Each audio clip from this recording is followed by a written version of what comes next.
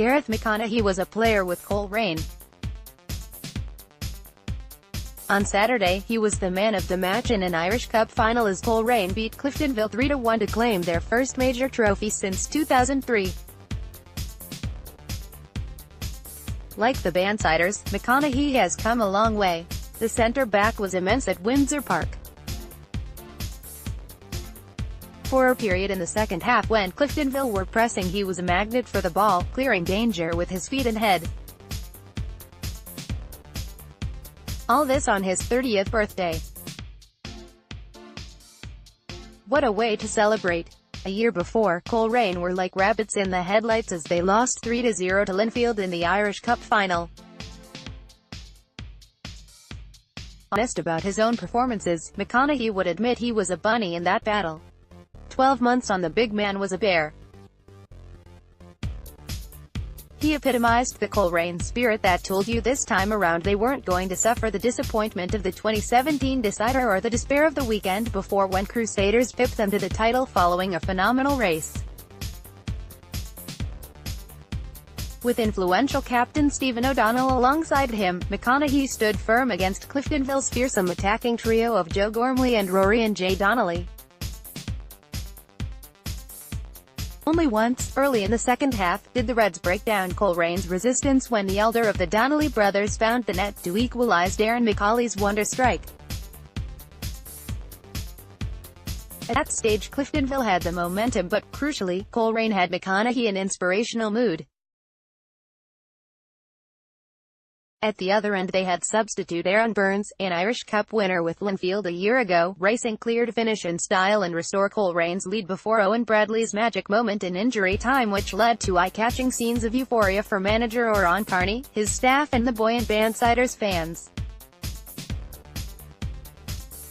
It may have taken a while for the eagerly awaited encounter to come to life, but it turned into a crackerjack of a contest in the end. Post-match, Carney stated that the first big trophy in his reign could take the club to the next level.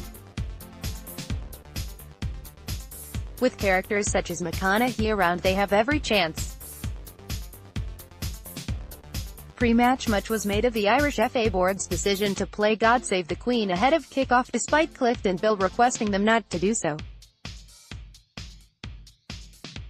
On the day, Reds fans roared their disapproval as the anthem was blasted out over the tannoy system while Barry Gray and his players bowed their heads in silent protest.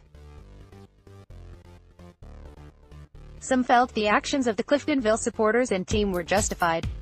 Others believed they were disrespectful. Whatever direction the IFA board opted to go on this emotive issue, they were going to face criticism. What brought some people together on both sides of the argument at the Cup final, however, was surprise that IFA President David Martin or IFA Chief Executive Patrick Nelson did not feel the need to speak publicly about the board's decision rather than issuing a short statement which has become the governing body's calling card. Martin and Nelson really ought to be fronting up on issues like this.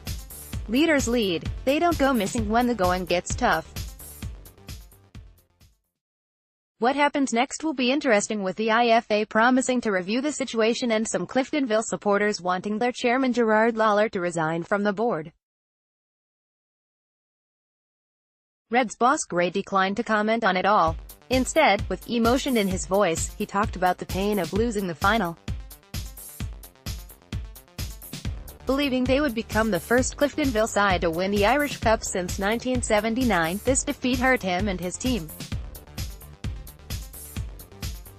It would have been exactly the same had the anthem not been played. After the most talked about Irish Cup final for years, for various reasons, they must dust themselves down for this week's Europa League playoffs. Coleraine can continue the party that started on Saturday. Belfast Telegraph.